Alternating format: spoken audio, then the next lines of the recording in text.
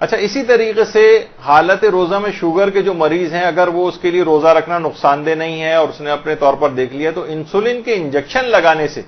روزے پر کوئی فرق نہیں پڑتا ہے. انسولین کا انجیکشن لگایا جا سکتا ہے، کسی بھی روٹ سے انسولین کا انجیکشن، چاہے وہ کھال کے نیچے ہو یا عموماً وہیں سے ہی ہوتا ہے، لیکن اور بھی اگر کوئی اس طرح کے ذرائع ہیں تو انسولین کے انجیکشن لگانے سے بہرحال روزے کے اوپر کوئی فرق نہیں پڑتا ہے. بس وہ اپنا اس لحاظ سے دیکھ لے کہ روزہ رکھنا اس کے لیے واجب ہے یا نہیں ہے، یہ کیا مسئلہ ہے، لیکن خود انجیکشن مبتل روزہ نہیں ہے.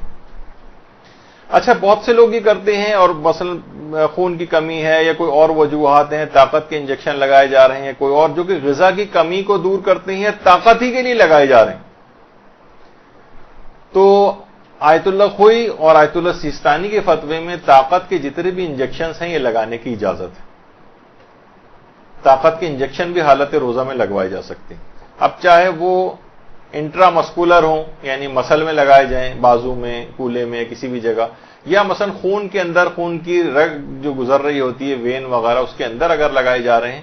تو وہ کہتے ہیں اس سے کوئی فرق نہیں پڑتا ہے، دونوں لحاظ سے ٹھیک ہے. البتہ امام خمینی اور رہبر معظم آیت اللہ خامنئی فرماتے ہیں کہ احتیاط واجب کی بنا پر طاقت والے انجیکشن حالت روزہ میں جائز نہیں. تو اس کا ایک احتیاط کی جائے اپنی تقلید کے مطابق. البتہ اگر کوئی احتیاط واجب میں رجوع کر کے اس مسئلے سے فائدہ اٹھانا چاہے یا سہولت لینا چاہے تو ایک الگ بات ہے.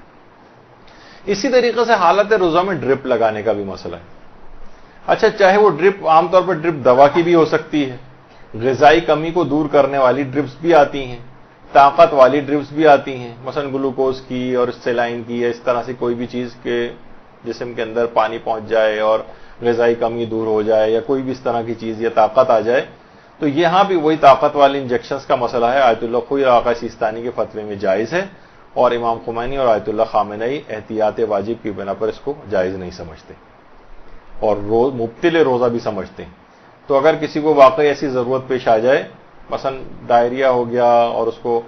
مثلا ڈرپ لگانی پڑ گئی وہاں جا کر، تو وہ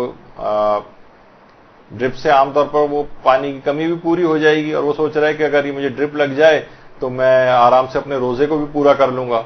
تو اس میں کوئی حرج نہیں آغا سیستانی اور آغا خوئی کے فتوے میں. اور یہ بھی جو دیگر مراجع کے مقلدین، یہ بھی اگر اب